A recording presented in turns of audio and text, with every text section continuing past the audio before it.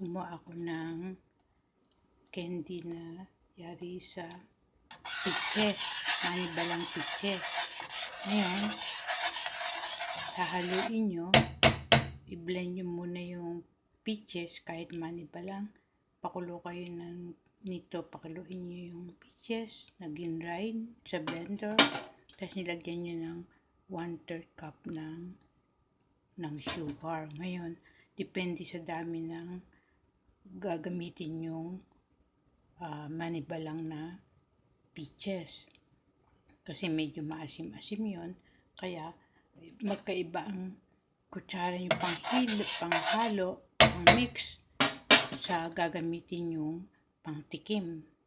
Ayun, sasalin nyo, di ba din paunti-unti ang lagay ng asukal para hindi siya masyadong matamis. Pwede yung palaman o kaya pagka nauumay kayo, meron kayong parang candy na kinakain, mga kutsarita lang. Lagay nyo sa isang container pag malamig na o isang garapon na malinis. Meron na kayong pangalis o may mimbay.